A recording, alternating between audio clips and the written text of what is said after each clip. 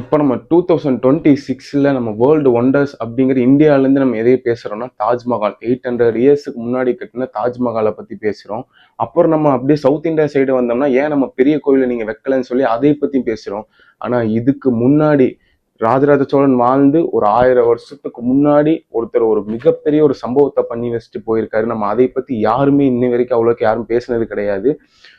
இன்னி வரைக்கும் இப்போ இது வந்து 2026 மாடர்ன் எரான்னு சொல்லிட்டு இருக்கோம். இப்போ லேக்ஸ் கணக்கில் தௌசண்ட்ஸ் ஆஃப் க்ரோஸை போட்டு நம்ம ஃப்ளை ஓவர் அப்படின்னு சொல்லி மேம்பாலம்லாம் கட்டுறோம். அது இடிஞ்சு விழுந்து எத்தனையோ பேர் சாவுறாங்கன்னு நம்ம கேள்விப்பட்டிருக்கோம். இப்போ இந்த மாடர்ன் எராவிலே இந்த அளவுக்கு நடக்குதுன்னா 2000 வருஷத்துக்கு முன்னாடி கட்டின நம்ம கல்லணை இன்னுமே பார்த்தீங்கன்னா இன்னும் ஃபங்க்ஷன் ஆகிட்டு இருக்கு. அதுதான் பெரிய ஒரு அதிசயம். அதை கட்டின கரிகாலன் அப்படிங்கிற ஒரு சோழ மன்னன் பார்த்தீங்கன்னா அதோட ஒரு பெரிய அதிசயம். யாரு இந்த கரிகாலன், அந்த கல்லணை எதுக்கு அவர் கட்டினாரு, ஏன் இந்த கல்லணையை பத்தி நம்ம இன்னும் யாரும் அவ்வளோக்கு பேசல, ஏன் நம்ம பேசணும் அப்படிங்கிற வீடியோ தான் இது. வீடியோ நீங்க பார்த்து முடிக்கும் போது நம்ம தமிழ் மன்னர்கள் மீதும் இல்ல சோழ மன்னர்கள் மீதும் நம்மளோட தமிழ் கட்டடக்கலை மீதும் உங்களுக்கு ஒரு ஆர்வம் வரலாம். ஸோ எல்லாரும் நைட்டு இந்த வீடியோ பார்த்தீங்கன்னா மறக்காம பெட்ஷீட் எழுதி போட்டுக்கோங்க. ஹெட்செட் போட்டிங்கன்னா ஹெட்செட் நல்லா போட்டுக்கோங்க. நம்ம இங்கிருந்து 2000 வருஷம் இப்போ நம்ம ட்ரெயின் டிராவல் பண்ண போறோம். ஓகே, நம்ம இப்போ நிறைய பேர் என்னத்தை பத்தி பேசுறோம், தஞ்சை பெரிய கோவிலை பத்தி பேசுறோம், ராஜேந்திர சோழனை பத்தி பேசுறோம், அப்புறம் ராஜராஜ சோழனை பத்தி பேசுறோம். ராஜேந்திர சோழன் பத்தினா இந்திய பெருங்கடலையே ஆண்ட பேரரசன் சொல்லி பேசுறோம். ஆனா இவங்க அந்த ஸ்கூல்ல படிக்கிற ஸ்டூடெண்ட்னா இவருக்கு ஒரு ஹெட் மாஸ்டர் இருப்பார்ல, அவரு தான் ராஜராஜ சோழனும் ராஜேந்திர சோழனுடைய தாட்டன் முப்பாட்டனான கரிகால சோழன். இவருக்கும் ராஜேந்திர சோழன் வாழ்ந்து 1000 ஆண்டுகளுக்கு முன்னாடி வாழ்ந்த நம்ம கரிகால சோழன் யாரு அப்படின்னு தெரிஞ்சுக்கிட்டாதான் இந்த கல்லணையை ஏன் இவர் கட்டுறாரு அப்படின்னு நம்ம தெரிஞ்சுக்க முடியும். இப்போ நம்ம பிரிட்டிஷ் ஆண்ட ஒரு 300 இயர்ஸ்க்கு முன்னாடி நம்ம கிளாக்வெல் அப்படின்னு சொல்லி ஒரு பிரிட்டிஷ் ஜெனரல் ஒருத்தன் உள்ள வரான். வந்துட்டு அவங்க என்ன சொல்றாங்கன்னா, இந்தியாவில் இருக்கிறவங்களுக்குலாம் எதுவுமே அவ்வளோ தெரியாது, மெயினா தமிழ்நாட்டுக்கு வந்து சொல்றான். இங்க இருக்கிறவங்கள பார்த்தீங்கன்னா ஏன்ஷியன்ட் காலத்து ஆளுங்க, அவங்களுக்கு பெரிய இந்த கல் அதுதான் தெரியும், ஒரு மாடர்ன் டே சயின்ஸ் தெரியாது, ஒரு ஆர்கிடெக்சர் தெரியாது, எதுவுமே தெரியாது அப்படின்னு பேசிட்டு இருந்த அந்த கிளாக்வெல் நம்ம திருச்சி பக்கத்துல இருக்கிற கல்லணையை பார்க்கறான். பார்த்துட்டு பிரமிக்கிறான். எப்படா நம்ம இங்கிருந்து ஒரு 1500 வருஷத்துக்கு முன்னாடி கட்டின கல்லணையை எப்படா ஒரு ராஜா இந்த அளவுக்கு கட்டியிருக்கான் அப்படின்னு அவனோட ரெக்கார்ட்ல போய் எழுதுறான்.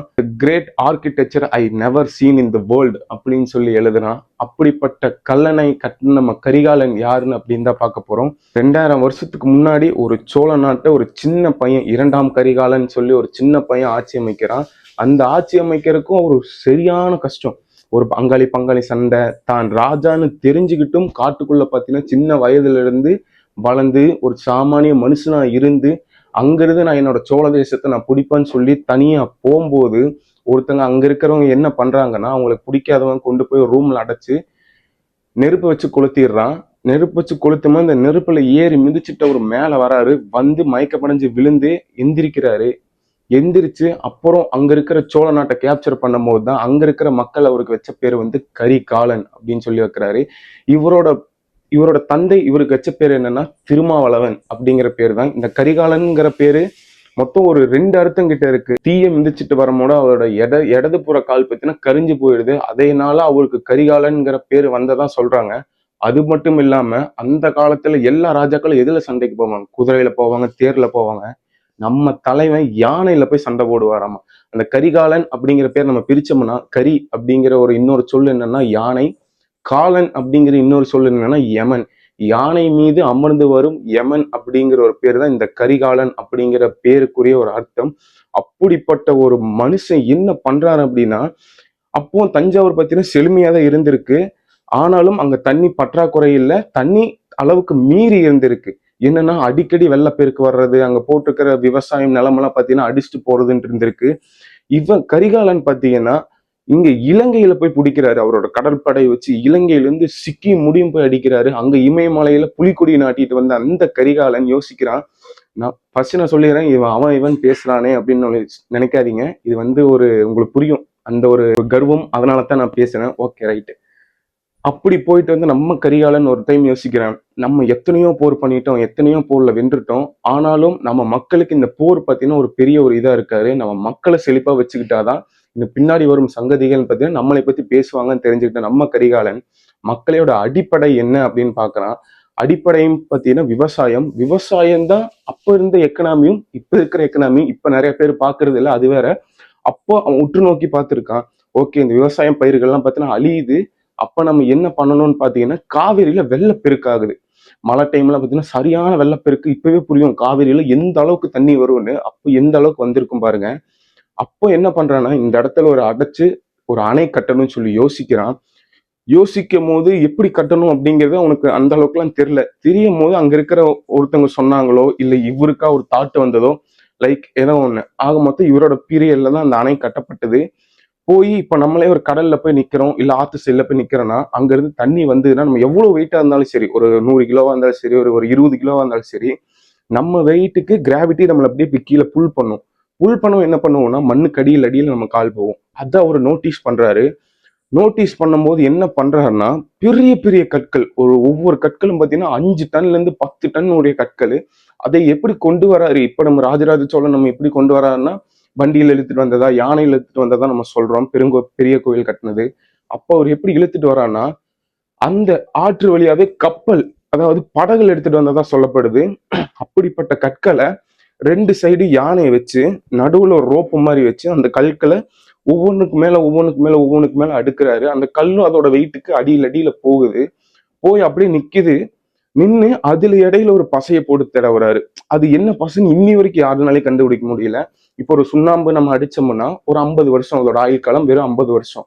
நம்ம சிமெண்ட் அடிச்சோம்னா அதோட ஆயுள் காலம் 150ல இருந்து ஒரு 250 வருஷம். ஆனா இன்னி வரைக்கும் எவ்வளவோ சயின்டிஸ்ட் ஆராய்ச்சி பண்ணி பார்த்துட்டாங்க. இன்னி வரைக்கும் அந்த பசன் என்ன அப்படிங்கிறது இன்னி வரைக்கும் தெரிய கிடையாது.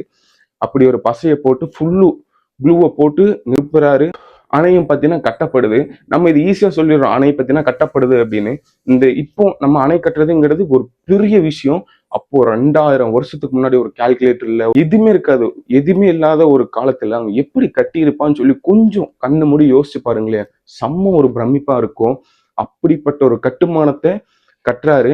கட்டி இங்க வர்ற தண்ணி என்ன பண்றாருன்னா, அங்க தண்ணியே இல்லாத பக்கம் திசை திருப்பி விடுறாரு. அங்கேயும் செழிப்பாகுது, இங்கேயும் வளம் செழிப்பாகுது. இதனால சோழ நாடு பார்த்தீங்கன்னா முன்னேறுது. இங்க இருக்கிற இந்த இதெல்லாம் எடுத்து என்ன பண்ணுவாங்க? அவ்வளோ அரிசி வச்சு என்னடா பண்ணுவாங்க அப்படின்னு நீங்க கேட்டீங்கன்னா, அதை வச்சு ட்ரேடு பண்ணுவாங்க. பண்டமாற்று முறைன்னு சொல்லி ட்ரேடு. சைனால இருந்து ட்ரேடர்ஸ் வராங்க, ரோம்ல இருந்து வராங்க, ஜப்பான்ல இருந்து வராங்க, மலேசியால இருந்து வர்றவங்களுக்கு தான் ட்ரேடு பண்றது, கடல் வழி வணிகம் பண்றது. இதுல இன்னொரு கரிகாலனுக்கு இருக்கிற ஒரு பெரிய ஸ்பெஷல் என்னன்னா, நம்ம என்ன பேசுறோம், ராஜேந்திர சோழனோட நேவி பெரிய நேவி அப்படின்னோம். இதை காட்டிலும் இன்னொரு பெரிய நேவி யார் வச்சிருக்காருன்னா நம்ம கரிகால சோழன். என்ன பண்ணுவாங்கன்னா, இவங்கள பயந்துப்பாங்க. நம்ம அப்பெல்லாம் வரும்போது கடல் கொள்ளையர்கள்லாம் இருப்பாங்கன்னு சொல்லி இந்த ட்ரேடர்ஸ் எல்லாம் பயந்துக்கும் போது, நான் இருக்கிறேன் நீங்க வாங்கடா அப்படின்னு சொல்லி, இங்க இருக்கிற அவரோட கடல் கப்பல்லாம் பாத்தீங்கன்னா பேட்ரோல் போகுமாமா. இப்ப எப்படி ஐஎன்எஸ் விக்ராந்த், அப்புறம் ராஜேந்திரா, அந்த மாதிரி கப்பல்லாம் ஐஎன்எஸ்வி தாரணி, அந்த மாதிரி கப்பல் எப்படி நம்ம Indian ocean, bay of Bengal, Arabian சீல பேட்ரோல் போகுதோ, அந்த மாதிரி அப்பவே இந்திய கடல்ல பாத்தீங்கன்னா நம்ம கரிகால சோழனோட கப்பல் பார்த்தீங்கன்னா பேட்ரோல் போய்கிட்டே இருக்குமாமா.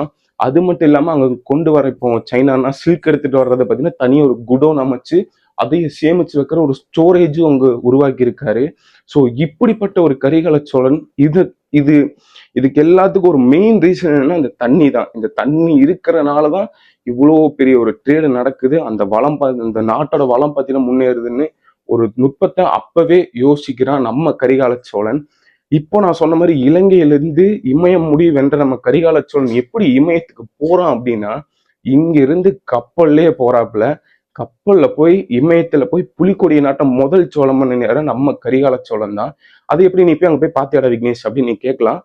இன்னி வரைக்கும் நீங்க இப்போ கூட கூகுள்ல போய் பார்க்கலாம். அங்க சிக்கிம்ல இருந்து போற ஒரு ரோட்டுக்கு சோலா பாஸ் அப்படின்னு சொல்லி ஒரு பாஸ் இருக்கு.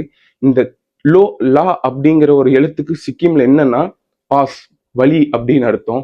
சோ அப்படிங்கிற எழுத்து வந்து நம்ம சோழ மன்னனான கரிகால சோழனை குறிக்கிறது தான். இதெல்லாம் வென்று முடிக்கிறாரு. அவரோட ஆயுள் காலத்திலேயே இந்த டேம கட்டப்படுது. அவருடைய ஒரு 83 வயசு முடியும் வாழ்ந்ததா சொல்லப்படுது. ஒரு பெரிய பெரிய புராணங்கள் அதெல்லாம் அவரோட இதை பத்தி பாதி அதுல இருந்து தெரிய வருது. ஒரு 83 வயசு முடியும் அவர் வாழ்ந்திருக்கலாம் அப்படிங்கிற ஒரு அசியம்ல இருந்து வராங்க. சோ இப்படிப்பட்ட கரிகால சோழனை அவர் கட்டின கல்லணைய ஒரு இப்போ நம்ம பிரிட்டிஷ் ஒரு 300 இயர்ஸ்க்கு முன்னாடி நம்மள ஆண்ட பிரிட்டிஷ்ல இருந்து ஒருத்தர் வராது, சர் ஆர்த்தர் காட்டன் அப்படின்னு சொல்லி ஒரு ஜெனரல் ஒருத்தர் வராரு. வந்து அந்த கல்லணையை பாக்குறாரு, ரொம்ப ஓல்டா இருக்கு, உடஞ்சிருமோ அப்படின்னு சொல்லி ஒரு பிரிட்டிஷ் சைட்ல இருந்து அவருக்கு ஒரு மெசேஜ் போகுது. அதை கேட்டுட்டு அவரோட லைஃப் அவரோட குரூப்பு, அவரோட லேபு டெக்னீஷியன்ஸ் எல்லாத்தையும் கூப்பிட்டு இந்த திருச்சியில இருக்கிற கல்லணைக்கு வராரு. வந்துட்டு அந்த கல்லணையை பார்க்குறாரு, கீழே இருக்கிற இதெல்லாம் உடைக்கிறாரு. உடைச்சு பார்த்தா கீழே ஃபுல்லு மண்ணு. யோசிக்கிறாங்க, எப்புட்றா 2000 வருஷத்துக்கு முன்னாடி இவனுங்க இப்படி கட்டியிருப்பானுங்கன்னு சொல்லி வியந்து போய் அவரோட ரெக்கார்ட்ல எழுதுறாரு, த கிரேட் அணைக்கட் அப்படின்னு எழுதி, இந்த மாதிரி ஒரு ஆர்கிடெக்சரை இந்த உலகத்துல நான் எங்கேயுமே பார்த்ததில்ல அப்படின்னு சொல்லி யார் எழுதுறா? நம்ம ஒண்ணு எழுதல. நம்ம தமிழ்நாட்டுல பிறந்த நம்மளோ, இல்ல கரிகால சோழன் காலத்துல வாங்கின அவங்களோ கல்வெட்டுல எழுத கிடையாது. எவனே தெரியாத ஒரு பிரிட்டிஷ் வெளிநாட்டுக்காரன் வந்து அவனோட ரெக்கார்ட்ல எழுதுறான்னா, அப்படிப்பட்ட கரிகால சோழன் எந்த அளவுக்கு ஒரு ஆட்சியை கொடுத்திருக்க முடியும்? அதுவும் 2000 வருஷத்துக்கு முன்னாடி. அதாவது சோழன் இப்ப நம்ம பொன்னியின் செல்வன் எல்லாம் பார்க்கிறது வந்து ஒரு 1000 வருஷம். அதுக்கும் 1000 வருஷத்துக்கு முன்னாடி நம்ம தமிழகம் எந்த அளவுக்கு இருந்திருக்கும்? அந்த தமிழகத்துல இவ்வளவு பெரிய ஒரு மேசிவான ஒரு டேம கட்டின நம்ம கரிகாலன் இன்னியும் பாத்தீங்கன்னா அங்க திருச்சி அந்த டேம் பக்கத்திலே அவருக்கு ஒரு மணிமண்டபம் இருக்கு. இனிமே நீங்க உள்ள போய் பாத்தீங்கன்னா அந்த ஒரு யானையில அவ்வளோ கம்பீரமா அவ்வளோ கெத்தா உள்ள உட்கார்ந்து இருப்பாரு. ஸோ இப்படிப்பட்ட கரிகால சோழனை பத்தி நான் இன்னொரு தனியா ஒரு வீடியோ போடுறேன். ஸோ இந்த ஒரு அணைக்கட்டு நம்ம தமிழ்நாட்டுல இருக்கிறது, இந்த மாதிரி ஒரு மன்னன் நம்ம தமிழ் மண்ணை ஆண்டு இருக்கிறான். அந்த தமிழ் மண்ணில் நம்ம பிறந்திருக்கிறோம் அப்படின்னு நினைக்கும் போது எனக்கு ரொம்ப ஒரு கர்வமா இருக்கு. இவரை பத்தி நீங்க என்ன நினைக்கிறீங்க அப்படின்னு சொல்லி மறக்காம கீழே கமெண்ட் பண்ணுங்க. ஸோ அடுத்து என்ன டாபிக் பேசலாம் அப்படின்னு உங்களுக்கு ஏதாவது ஒரு ஐடியா இருந்துச்சுனாலும் கமெண்ட் பண்ணுங்க. நான் அந்த டாபிக் உங்கள்கிட்ட கொண்டு வந்து சேர்க்கிறேன். ஸோ அது முடியும். Until then bye from Vignesh. நான் அடுத்த ஒரு நல்ல வீடியோவில் உங்களுடன் சந்திக்கிறேன். பாய்.